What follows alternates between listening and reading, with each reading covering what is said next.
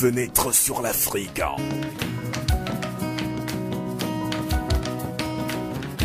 Interview, analyse, débat sur la situation politique et culturelle africaine sur Radio Canal K.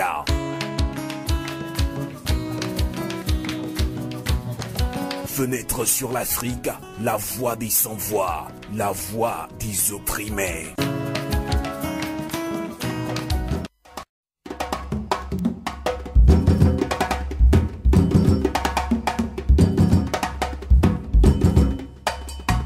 Amis auditeurs panafricains, togolais de la diaspora, actualité sociopolitique au Togo et sensibilisation, mobilisation de la diaspora. Nous en parlons avec nos invités de la diaspora togolaise. Nous accueillons d'abord en ligne en direct depuis Vienne en Autriche, Dr Yves Ekwe-Amaizo, qui est le coordinateur du collectif pour la vérité des unes Togo, CVU Togo Diaspora. Il est également docteur en économie et consultant international. Bonsoir, Dr Yves Ekwe-Amaizo. Bonsoir. Merci de nous accompagner en ligne depuis Vienne. De l'autre côté de Hambourg, en Allemagne, Clément Cloutier, économiste diplômé en gestion d'entreprise à l'Université de Hambourg, membre du Parti des démocrates chrétiens CDU de la chancelière Angela Merkel. Bonsoir, Clément Cloutier. Bonsoir, cher Sylvain Amos. Merci également de nous accompagner. Eh bien, docteur Yves Ekwe-Amaizo, samedi dernier, justement 6 mai 2017, notre rédaction recevait le coordinateur général de la diaspora togolaise indépendante, TDI, qui a bien expliqué le bien fondé de ce mouvement politique avec les principales résolutions, actions et votes démocratiques du bureau provisoire de 6 mois. Il faut également noter que c'est bien l'une des premières fois que les décisions se prennent démocratiquement sur la base d'un consensus dénommé le consensus de Chicago. Alors, Dr Yves Ekwe-Amaizo, vous y avez participé comme un grand acteur de la diaspora togolaise indépendante. Vous y avez également présenté 2 sujets primordiaux. Là, je cite, premièrement, diaspora togolaise, responsabilité et rôle nouveau, l'émergence de la 6e région du Togo, de l'autonomie de la diaspora. Et le deuxième point, développement, création de valeur ajoutée, richesse inclusive, contribution de la diaspora au mieux-être individuel et collectif. Et lors de la 3e présentation, bien de la 2e présentation, vous avez insisté sur un thème économique, donc qui est la valeur ajoutée et la richesse inclusive, et comme solution pour les pays africains, et le Togo en particulier. Alors, Dr Yves Ekwe-Amaizo, expliquez-nous un peu votre concept de création de ces valeurs ajoutées et de richesse inclusive. Alors, pourquoi justement le président Faure Gnassingbé ne l'a pas fait alors qu'il a de nombreux économistes comme conseiller, Dr Yves Ekwe-Amaizo? Merci beaucoup. Je suis très honoré de votre invitation et j'en profite d'ailleurs pour saluer tous nos amis de la diaspora togolaise en général, la diaspora togolaise indépendante en particulier et nos amis du Togo. Alors, la valeur ajoutée pour tout un chacun, que ce soit au Togo ou ailleurs, c'est la différence entre tout ce que vous créez de supplémentaire et que l'être humain peut produire et tout ce qu'il a eu besoin pour pouvoir produire cela, la consommation. Donc, quand vous faites la soustraction entre les deux, le surplus, le plus qui reste, c'est ça la valeur ajoutée, pour expliquer de manière très simplement. C'est-à-dire que vous prenez maintenant le maïs, vous le transformez et vous en faites la pâte à Koumé que connaissent tous les Togolais. Vous rajoutez votre sauce gombo dessus et que vous vendez ça. La dame qui fait ça a créé une valeur ajoutée. Elle n'a pas pris le maïs du champ et a donné directement à quelqu'un. D'ailleurs, vous ne pourrez pas digérer ça. Cette valeur ajoutée-là, si chaque Togolais le faisait, chaque Togolais, vous voyez qu'il y aura un plus par chaque individu, chaque personne, chaque famille. Et donc, ce concept s'applique à l'État. Donc, la question est de savoir, est-ce que l'État togolais a été capable, avec toutes les richesses dont dispose le Togo, richesses humaines, richesses minières, sous-sol, richesses que nous trouvons dans l'air, richesses des espaces que nous louons, etc., est-ce qu'ils ont été capables, dans leur gestion, à créer un plus, une valeur ajoutée? La réponse est quand vous regardez sur une longue période, les 50 ans qui sont passés, bien sûr qu'ils ont créé quelque chose. Mais quand vous faites la différence entre le plus qu'ils ont créé et le moins qu'ils ont créé, il n'y a que des moins. Donc voilà un système qui génère des moins. Ce qui ne veut pas dire qu'ils n'ont pas fait des réalisations. Ils ont fait l'aéroport, Mais regardez l'hôpital, ils ont raté l'hôpital. Donc quand vous comparez l'aéroport et l'hôpital, c'est des moins. C'est beaucoup de Togolais qui meurent. Donc il faut comprendre que le problème n'est pas d'avoir réalisé. Le problème est de savoir est-ce que ce gouvernement, ce régime togolais a créé de la valeur ajoutée. Et cette valeur ajoutée doit se transformer en ce qu'on appelle des richesses. Les richesses doivent maintenant être inclusives, distribuées sous forme de salaire, sous forme de travail, sous forme d'opportunités d'emploi, etc. Ça, c'est la première question.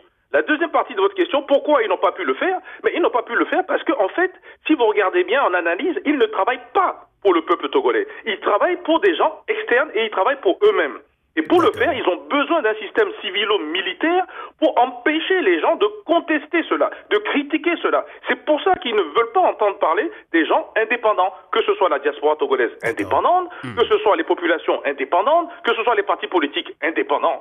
C'est ça le fond du problème. Et ils ont besoin du coup d'avoir des appuis extérieurs, que ce soit politiques dans des gouvernements extérieurs ou privés, les multinationales extérieures. D'accord.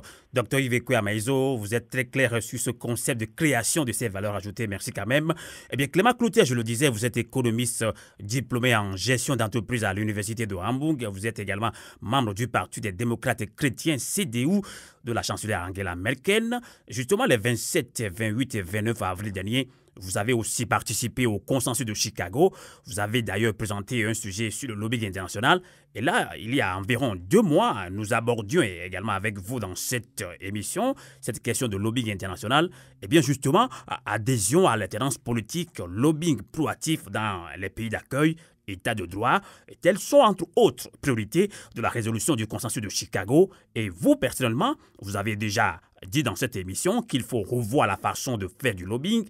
Mais, Clément Cloutier, est-ce qu'après ce consensus de Chicago, ce lobbying prendra une autre allure et également une autre forme? D'abord, merci beaucoup, cher Amos, de l'invitation, et tout comme mon ami Dr Yves Maïzo, je salue toute la diaspora togolaise, aussi bien en Europe que de par le monde, et aux États-Unis, nos amis de la DTI, diaspora togolaise indépendante.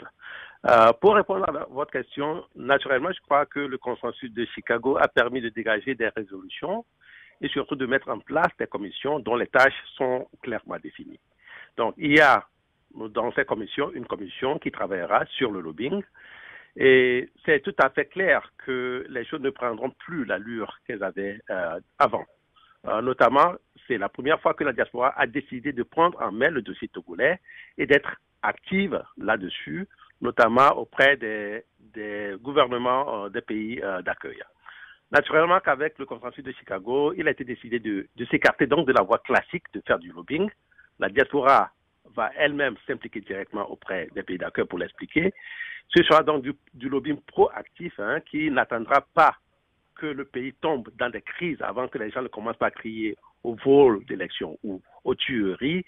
Mais a priori, il y aura un travail qui va se faire en amont. Et je crois que c'est ce qui fait la différence, car c'est la première fois que nous avons ça sur le contexte politique togolais. D'accord. Merci quand même pour tous ces éclaircissements. Et Dr Yves Kouya Maïzo, cette décision de sortie de résolution par rapport à ce consensus de Chicago, de se constituer un mouvement politique, est un peu mal compris par certains Togolais. Alors, en quoi DTI, diaspora togolaise et indépendante, est-elle différente des autres mouvements de la diaspora togolaise tels qu'elles existent et fonctionnent actuellement? Alors, prenons, par exemple, votre mouvement citoyen CVU Togo Diaspora, Dr Yves Kouya Maïzo. La réponse, vous savez, elle est très simple. La plupart des structures associatives togolaises, soit au Togo, soit dans les pays d'accueil, dans la diaspora, sont, si vous regardez, à 98%, apolitiques. Quand vous leur posez la question, c'est quoi l'apolitisme? Je ne fais pas de politique, je m'intéresse à tout ce qui est culture, je m'intéresse à tout ce qui est social. En définitive, si vous résumez, ça finit par s'occuper de danser, d'aller enterrer les morts, de faire la fête quand il s'agit de mariage, de baptême ou autre, et de promouvoir, tant soit peu, s'ils y arrivent, un peu la culture togolaise dans telle ou telle région. En gros, voilà les grandes catégories. Et dès que vous allez rentrer dans ce qui fait que ça ne marche pas, ce sont les gens qui empêchent ce Togo de fonctionner normalement, alors on vous dit que vous faites de la politique. Pourtant, ceux qui sont au pouvoir, ceux qui font qu'ils ne peuvent plus et qui sont incapables, parce que c'est le problème, ce n'est pas qu'on veut du mal à quelqu'un, c'est qu'ils sont devenus incapables de créer un surplus, une valeur ajoutée. Et ils sont incapables de faire une richesse distribuée, inclusive. La richesse, elle vient, par exemple, du port, elle est distribuée entre un club, souvent ésotérique, un club, souvent clanique, autour du pouvoir. Donc ça, si les gens disent qu'ils sont apolitiques, alors ça veut dire que ce sont des gens qui ont accepté, un, de plébisciter le régime en place, deux, de le légitimer et surtout de légitimer le statu quo, c'est-à-dire qu'ils ne veulent pas bouger. Donc la différence est que les structures dites indépendantes de la diaspora, et il y en a même beaucoup plus que vous croyez, ont décidé que non, nous serons donc politiques.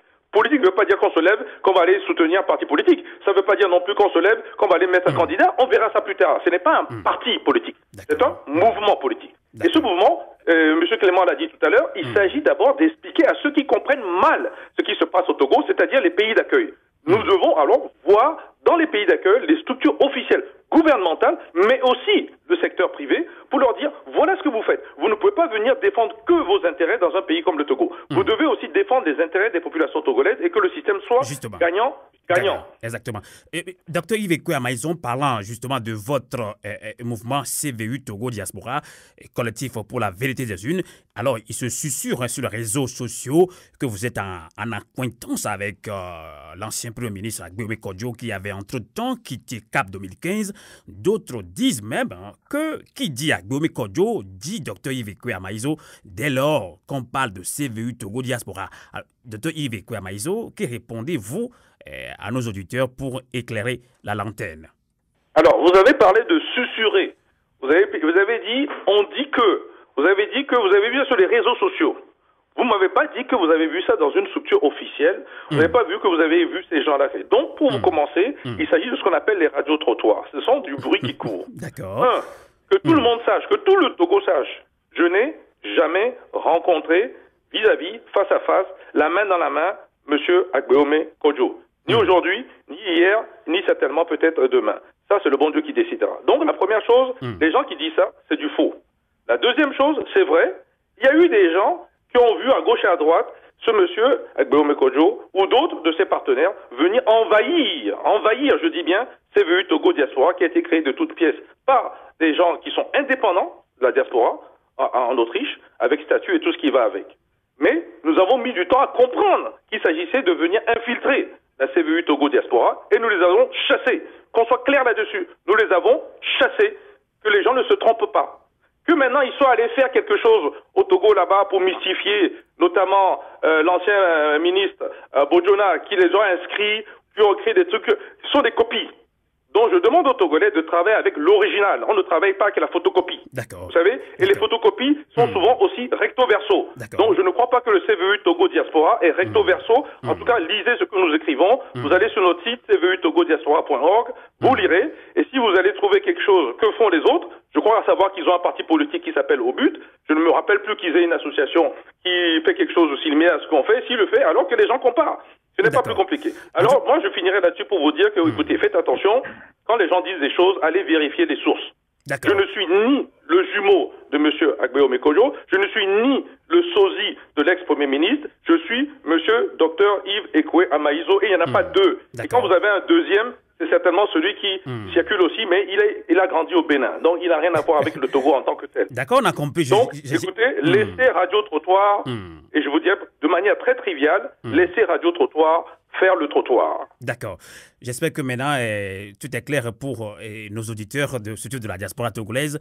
On en parle avec Clément Cloutier, le lobby du lobby international. Alors, Clément Cloutier, vous êtes membre du parti d'Angela Merkel, CDU, je l'avais dit. Alors, l'Allemagne pèse lourd dans la balance de l'Union européenne. Alors, concrètement, est-ce que vous avez déjà repris contact avec les autorités allemandes et donné une nouvelle forme ou une nouvelle allure au lobby international comme vous l'avez souhaité? Écoutez, naturellement que c'est un thème qui me tient à cœur pour expliquer comme Dr Amaizon l'avait dit aux personnalités, aux autorités politiques de nos pays d'accueil, le bien fondé de la démarche, je ne vais pas dire seulement de la diaspora togolaise, mais de toute la diaspora, de toutes les diasporas africaines, parce que les problèmes sont aussi quelque part les mêmes dans d'autres pays comme le Gabon, le Cameroun et autres. Bon, donc parlant du Togo, vous savez, moi je suis ici en politique et j'ai des responsabilités qui sont bien définies. Je suis non seulement parlementaire coopté au Parlement de Hambourg-Nord, mais je suis aussi membre du comité directoire de mon parti dans ma localité où j'ai en charge des questions de migration et d'intégration, donc des questions qui touchent directement à l'immigration. En 2015, j'ai été nommé 2 fois candidat aux élections communales et générales où j'ai battu ma campagne autour des thèmes de la migration circulaire. Malheureusement, à l'époque, nous n'avions pas été suivis et la majorité nous n'avions pas requis la majorité de voix qui nous a amenés à jouer maintenant dans le rôle de l'opposition. J'avais donc introduit une proposition de loi dans ce sens qui n'avait pas malheureusement recueilli l'approbation de tout le monde parce que notre proposition n'avait pas été bien expliquée. Mais après, nous avions vu le déferlement des réfugiés, de la vague de réfugiés sur l'Allemagne. Et la politique de migration de la chancelière a été beaucoup critiquée. Et petit à petit, je me suis rendu compte que beaucoup de gens ont finalement compris le bien fondé de la démarche que nous avions faite à l'époque en proposant la migration circulaire. D'ailleurs, très récemment, le mois dernier, le ministre allemand des Finances disait, lors d'une rencontre de notre printemps de parti, que l'avenir de l'Europe se joue en Afrique, parlant de l'immigration. Donc, pour y remédier, il va falloir s'appuyer nécessairement sur la diaspora. Et naturellement que le consensus de Chicago a permis de dégager des résolutions qui offrent des solutions d'approche dans ce sens. Et bien évidemment, j'ai commencé personnellement à en discuter avec les responsables de mon parti pour qu'on puisse trouver des solutions à ce problème. Naturellement parce que la migration a des causes politiques aussi et ce n'est pas seulement économique. Donc voilà, oui, j'ai commencé par faire des démarches. D'accord.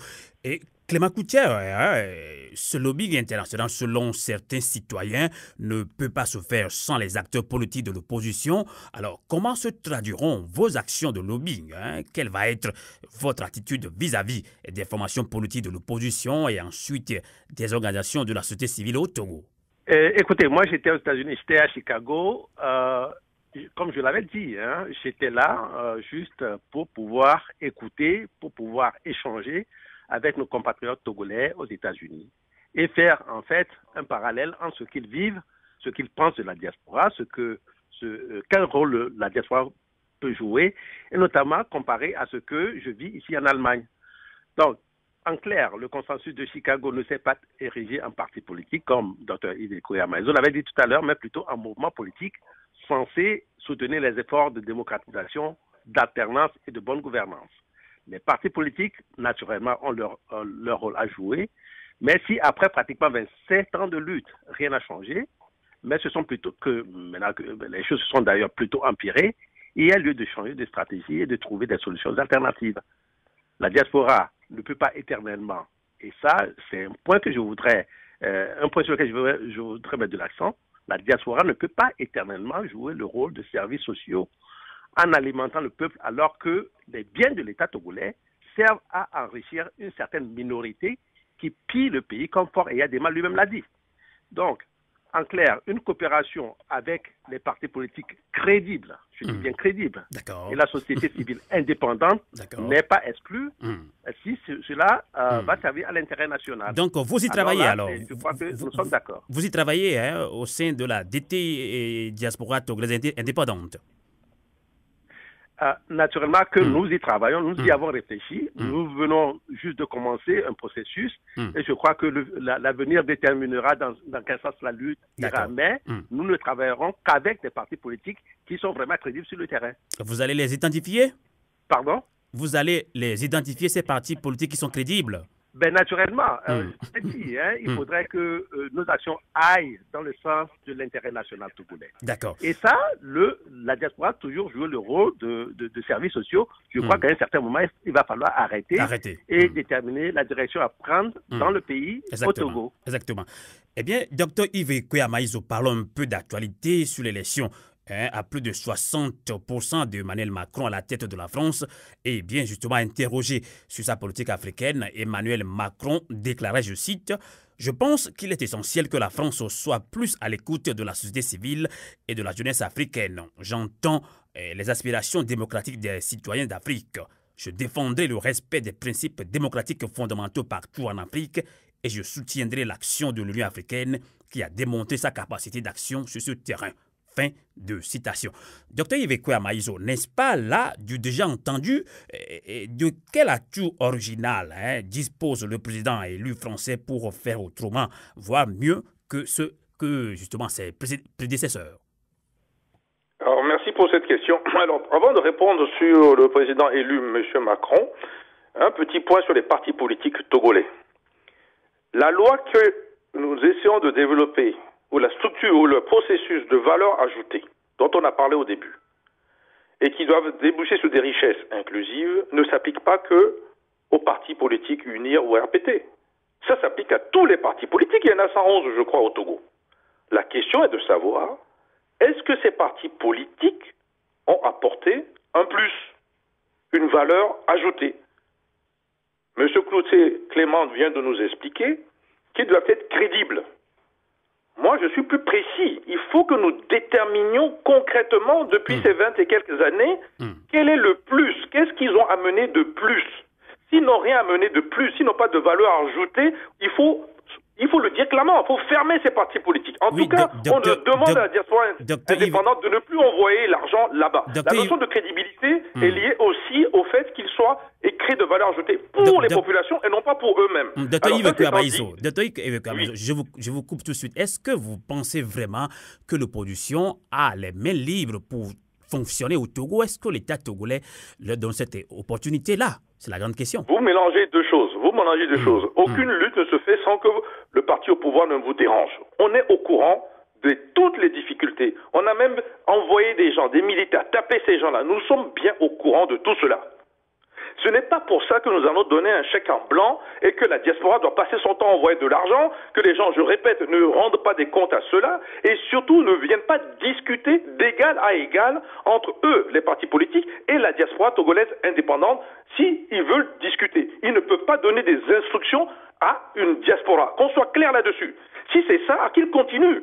Personne ne les empêche de continuer. On vous dit simplement que maintenant, il faut négocier avec une diaspora togolaise indépendante. Il va s'organiser, nous sommes au début, on va organiser, va trouver des moyens, mais ces moyens ne seront pas affectés comme ça au hasard. Ce n'est plus de chèque en blanc. D'ailleurs, ce n'est pas de chèque du tout. C'est une discussion et à partir d'un accord, d'un débat, et voire même d'un débat démocratique, une décision, consensus justement, est prise.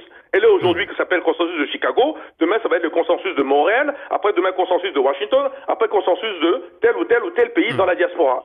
Et quand tout ira bien, nous arrivons même à la consensus de Lomé, parce que l'objectif à terme, c'est d'arriver à ce que cette diaspora et les gens du Togo s'entendent sur comment faire évoluer ce pays, comme a dit M. Clément tout à l'heure, pour le bien de la population. Alors je reviens sur votre question, parce que c'est lié. C'est lié, parce que tous ces partis politiques dont on vient de parler, comme le gouvernement, à travers son ministre des Affaires étrangères, ils viennent justement voir les Occidentaux, notamment les gouvernements. Et donc, ils sont venus voir. On a entendu des bruits qu'un certain ministre, qu'on appelle souvent le bavard, est venu à Paris pour pouvoir discuter ici et là avec justement des gens qui ne sont pas encore choisis d'ailleurs, du nouveau président élu Macron. Votre question est pertinente. Ce qu'il a dit, M. Macron, si vous regardez tous les discours de Obama, si vous regardez tous les discours de M. Hollande, si vous regardez tous les discours même de M. Chirac, voire même M. Sarkozy, c'est la même chose. Donc il faut qu'on apprenne au Togo, comme dans la diaspora, une chose. Ce que quelqu'un dit n'est pas nécessairement ce qu'il fait. C'est pour ça qu'on dit que les promesses électorales n'engagent que ceux qui veulent bien y croire.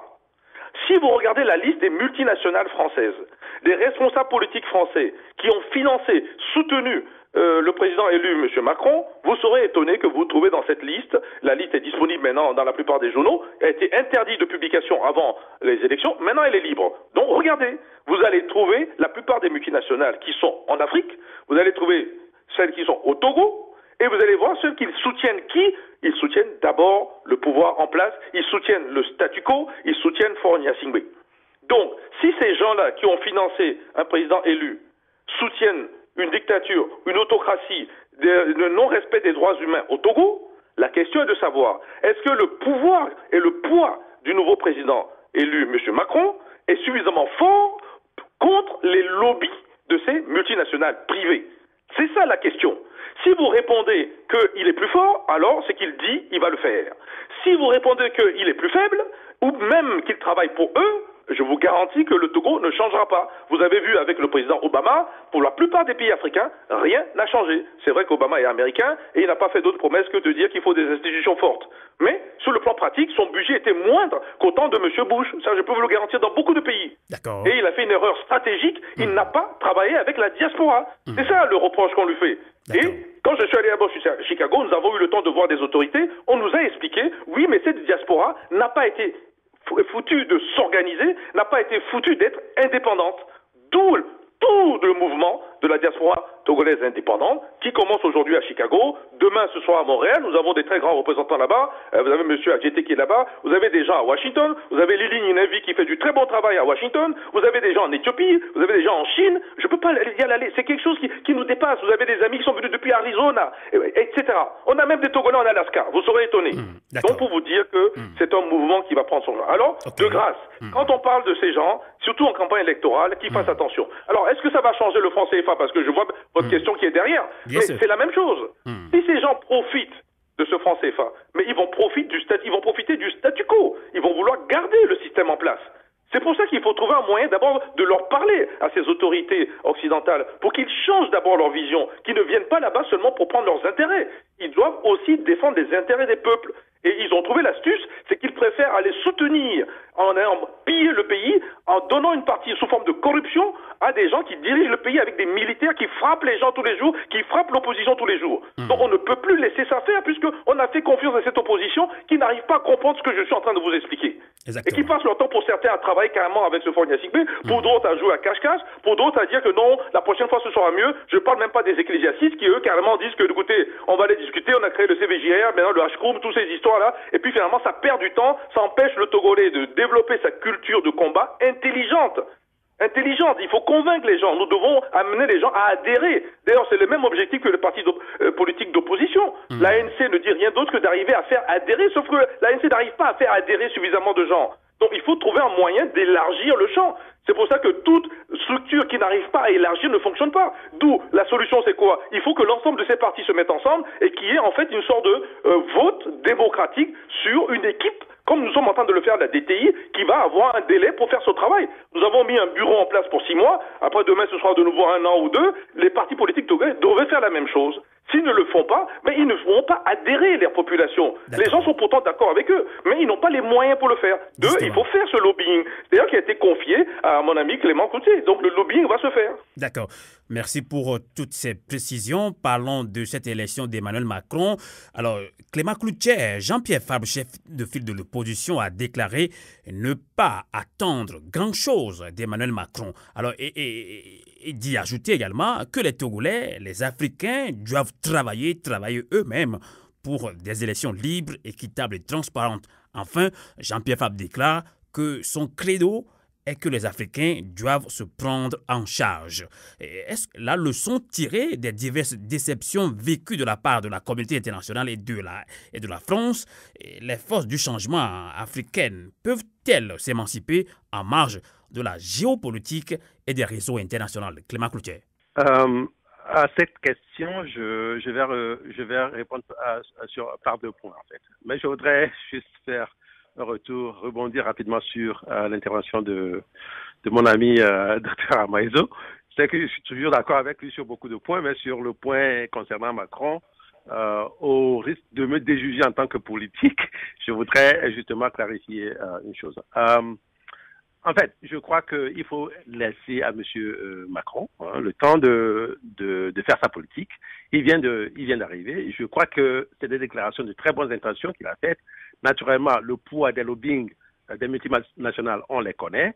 Mais je vous avais expliqué tout à l'heure que nous avions introduit ici, sur mon initiative, une loi au Parlement qui a été rejetée juste parce que les gens n'avaient pas bien compris le bien fondé de ce que nous voulions faire. Je crois que si nous arrivons à expliquer clairement aux gouvernements occidentaux, allemands, français, américains et de par le monde le bien fondé de nos démarches, je crois qu'ils nous comprendront parce que, en fait, ce que nous faisons, c'est justement, ça leur permettra aussi d'y gagner beaucoup, notamment pour arrêter le vague de réfugiés qui viennent ici. Bon, pour revenir maintenant à la question, par rapport à M. Jean-Pierre Fabre, je souhaite je le souhaite, qu'ils disent que les Africains doivent compter sur eux-mêmes, je le souhaite, mais je ne le crois pas. Je trouve cela d'ailleurs utopique, parce que... Pourquoi? Si cela avait été possible, on l'aurait pu l'expérimenter aux dernières élections. D'accord. Voilà. Donc, c'est lui-même, quelque part, qui n'a pas, je vais dire, qui a déçu le peuple togolais à un certain moment. Et donc, je vois que dès lors qu'à la prochaine crise... Déçu le peuple togolais de quelle manière? Clément Cloutier, déçu notamment en participant à cette élection, et nous voyons ce qui s'est passé après, parce que même la communauté internationale dont on parle, l'OIF, avait clairement dit que la liste électorale n'était pas fiable et qu'il ne fallait pas y participer. Donc l'erreur stratégique qui a été faite, c'est que on a participé à cette élection-là et aujourd'hui le peuple en récolte les conséquences. D'accord, on va pas encore en revenir par là. Allez-y.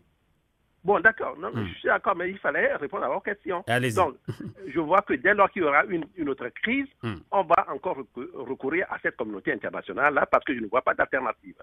Donc, je pense qu'il va falloir d'abord accepter de faire de l'autocritique et de reconnaître qu'il y a eu des manquements de par le passé et ce n'est que sur cette base qu'on pourra évoluer. En définitive, c'est vrai qu'en politique, on est souvent rattrapé par ce qu'on appelle la réelle politique. Aujourd'hui, tous les pays européens, y compris la France, sont d'accord de combattre les causes de l'immigration. Et comme je l'avais dit, ces causes sont aussi souvent politiques. Et c'est sur cette base-là que nous devons, en tant que diaspora togolaise indépendante, fonctionner maintenant. D'accord. Et Clément Cloutier, est-ce que vous savez également que la communauté internationale est également déçue bon nombre de Togolais? La communauté internationale a déçu des Togolais. A déçu bon nombre de Togolais. Oui, écoutez, ce n'est pas nouveau, Monsieur Amos. Est-ce que vous demandez quelle est la cause? C'est justement parce qu'il n'y a pas un travail de lobby de fond qui a été fait auparavant. D'accord. Ça, je le dis, je le répète.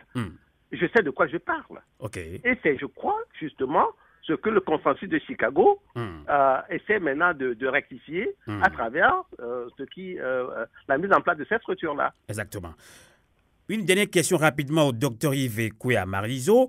La coordination des mouvements et associations de la diaspora togolaise a émis un communiqué assez critique envers les évêques du Togo qui ont eux-mêmes publié un communiqué daté du 26 avril dans lequel les prélats relevaient que malgré l'apparence de quiétude et de tranquillité qu'il affiche, le Togo va mal.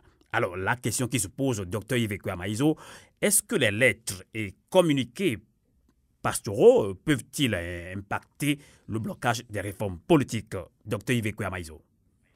Écoutez, il faut être très clair sur ce sujet. Tout ce qui est écrit dans ces documents du 6 et du 27 avril 2007, nous n'avons aucun problème avec. La diaspora en général, le collectif pour la vérité des urnes en particulier. Nous n'avons pas de problème avec. 2. Nous avons vu votre lettre critique, que nous avons même mis sur notre site, que nous avons même promu. Vous avez entièrement raison, nous soutenons le travail que vous avez fait. Pourquoi?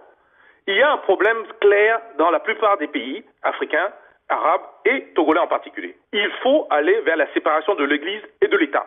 Parce que la gestion du temps n'est pas le même. Les ecclésiastiques en général, que ce soit des chrétiens, catholiques, ou protestants, ou ce que vous voulez, que ce soit des musulmans, ou même les animistes, ils ont le temps. C'est-à-dire qu'on peut régler les choses après la mort. Après la mort, il n'y a plus personne. Si ce n'est celui qui croit, et Dieu. Donc, il faut régler les problèmes politiques aujourd'hui, qu'on soit clair là-dessus. Donc, ce temps-là fait que, quand ils amènent leur système de temps, avec le CVJR par exemple, ou d'autres choses comme ça, ils font perdre le temps. C'est ça le problème. Ils croient pouvoir arranger les angles en gagnant du temps, en allant doucement, mais ils font perdre le temps. La deuxième chose, il y a un autre problème, c'est qu'ils empêchent la population, quand il y a justement des crises, de pouvoir transformer ces crises en position politique. Ils empêchent cela. Les gens attendent qu'ils vont résoudre un problème. On les met comme des neutres au sein de CVJR ou ailleurs. Ils ne sont pas neutres. Ils ne sont pas neutres. Ils ne sont pas apolitiques. Ils sont en fait d'une position qui permet au pouvoir de rester plus longtemps. Ils sont dans une position qui permet au pouvoir de gagner du temps. Et en définitive, ils sont dans une position qui légitime le pouvoir. Il faut qu'ils soient conscients de cela. Alors maintenant, je reviens. Et quelle est la valeur ajoutée des ecclésiastes togolais? Quelle est la valeur ajoutée des évêques togolais? Que chacun fasse le bilan. Nous ne sommes pas, nous, des gens qui allons faire la confession pour ces gens-là, mais qu'ils fassent le bilan. Et quand vous regardez le plus, vous regardez le moins, excusez-moi, pour les évêques togolais, il y a beaucoup de moins et pas assez de plus. Est-ce qu'ils ne servent à rien? Ce n'est pas vrai. On a besoin d'eux pour la foi. On a besoin qu'ils prient contre des forces du mal, parce que c'est ça leur job. Donc s'ils avaient prié contre les forces du mal depuis 50 ans, le Togo ne serait pas dominé par les forces du mal aujourd'hui. En tout cas, on peut le dire. Et les choses évolueraient. Donc leur job à eux, ils ne l'ont pas fait. Et si j'étais un businessman, je ne les paierais pas. Parce qu'ils n'ont pas fait leur job. Qu'ils fassent leur job. Et qu'ils ne changent pas de job en venant dans les domaines politiques où ils sont moins compétents, pour ne pas dire pas compétents du tout. Et c'est un comme problème de développer du temps qui est donné en fait au système qui développe le statu quo, qui garde le système en place. Regardez bien, qui sont les gens qui sont payés aujourd'hui? C'est des gens qui font partie du club autour de Unir. La plupart des gens ne sont même pas payés du tout. Je reçois des coups de fil, beaucoup dans la diaspora, on reçoit. Ah oui, on est allé, on nous a dit comment nous payer, on nous a pas payé, on nous a donné 5 ou 10%, le reste viendra plus tard. Certains, on a rejeté les dossiers, et tous les gens qui n'ont pas déposé leur dossier, parce qu'ils savent que ça allait être rejeté. Je crois que ça a même été dit par Jean-Pierre Fabre qu'il n'a pas déposé, beaucoup de gens n'ont pas déposé, parce qu'ils savent très bien comment le système fonctionne. Donc, je résume, ces gens-là, s'ils font pas attention, un, ils ne sont pas neutres, deux, ils font perdre beaucoup de temps, et la conclusion de cela, je ne dis pas qu'ils le font exprès, je pense qu'ils en sont pour l'essentiel pas conscients. Ils finissent par légitimer le système, qui en profite, qui les utilise, qui les instrumentalise. Eux-mêmes ne sont pas très conscients. Et c'est cette prise de conscience qui a donné le communiqué du 6 et du 27 avril que vous avez justement critiqué. Donc il faut faire attention qu'ils ne fassent pas des opérations de charme en mettant toute une population souvent ignorante sur l'ensemble des, disons, avantages ou les désavantages de ce régime, en faisant croire que ça ira mieux tout le temps, parce que ira mieux demain, ça fait 50 ans que les gens disent ça. Et la recherche de Dieu, c'est un cheminement personnel. Donc chacun peut choisir la voie qu'il fait pour y aller. Mais l'amener dans le terrain politique, c'est un problème. Un dernier point important. Regardez les ecclésiastes au Congo, Kinshasa. On leur a fait confiance là-bas aussi. Regardez ce qui s'est passé. Ils n'ont pas écouté les encycliques du pape qui leur a dit « Ne vous mêlez pas de politique ». Ils se sont mêlés de politique. Qu'est-ce que ça donnait comme résultat? Résultat qu'on a fait des discussions. Un président avait son mandat terminé, il devait partir. Il n'est pas parti. Les ecclésiastes sont venus faire des négociations pas possibles avec l'opposition. Écoutez, on va avoir du bruit, on va avoir du machin, etc. Il y aura des morts. Donc, discutons. Résultat de course, l'opposition est carrément laminée. M. Tshisekedi est mort, son fils, on ne l'écoute pratiquement pas. Et il n'y a pas d'avenir si ce n'est celui qui est là continue. Le statu quo. Donc, vous voyez le problème. Donc, c'est pas qu'on a quelque chose contre un évêque. Au contraire, on a besoin des évêques.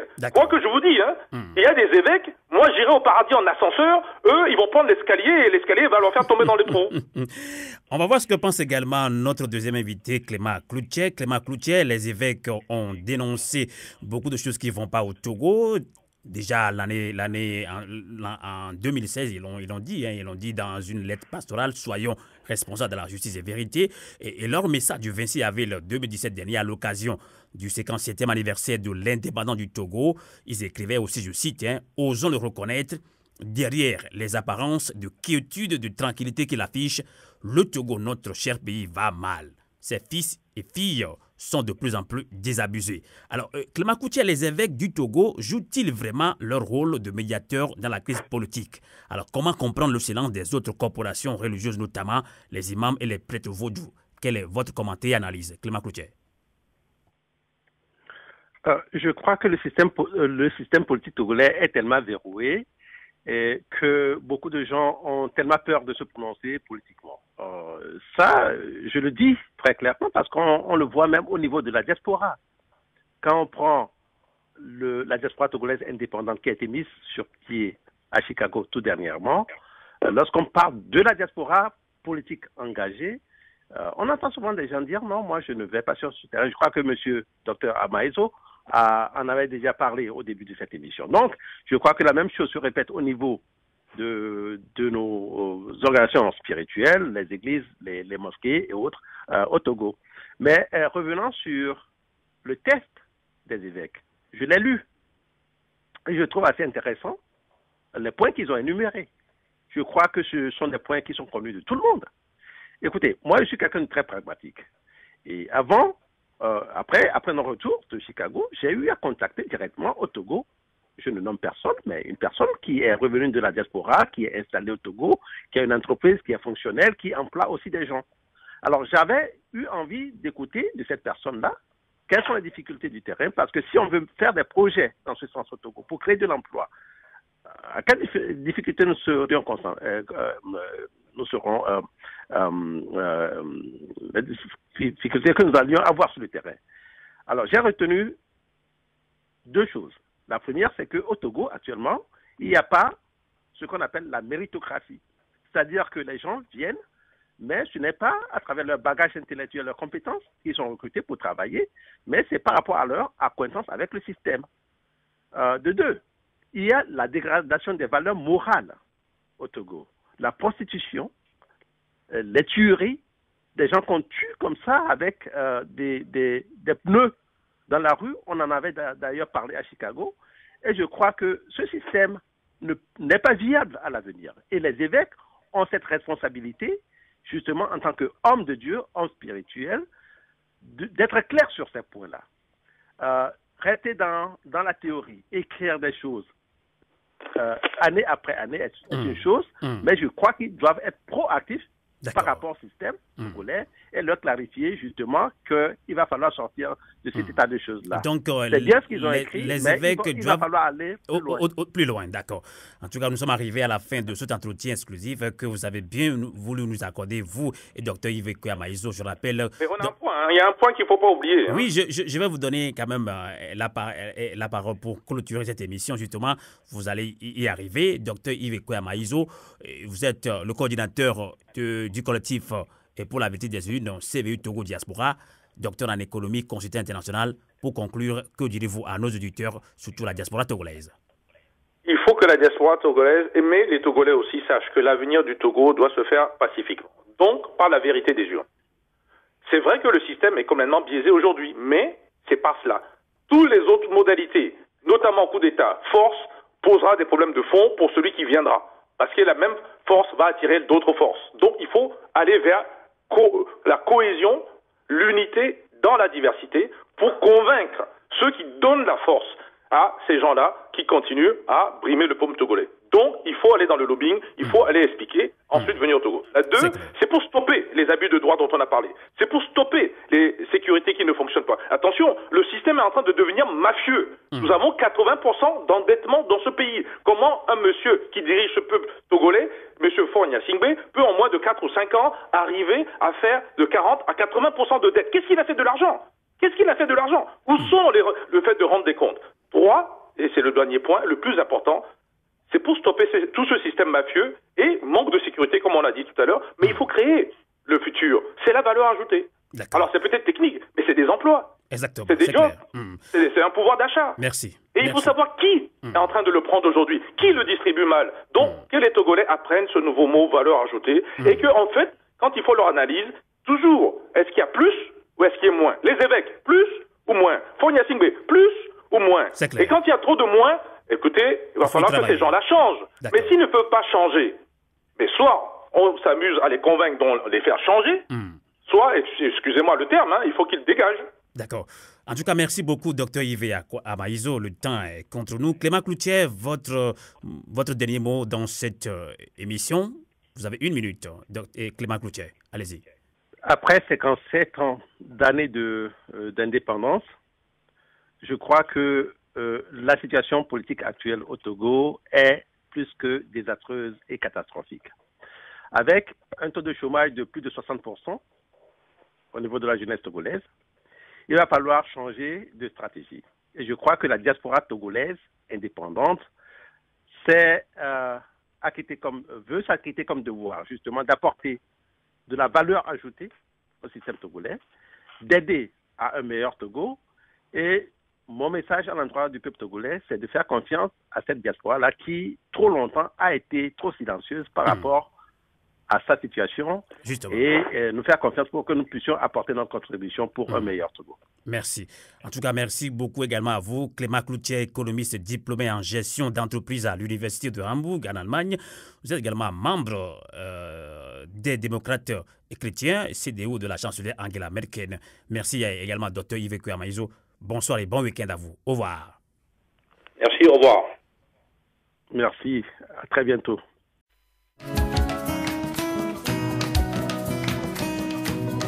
Fenêtre sur l'Afrique.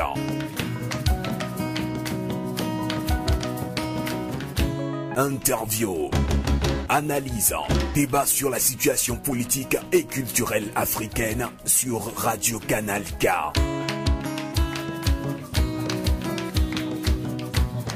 Fenêtre sur l'Afrique, la voix des sans-voix, la voix des opprimés.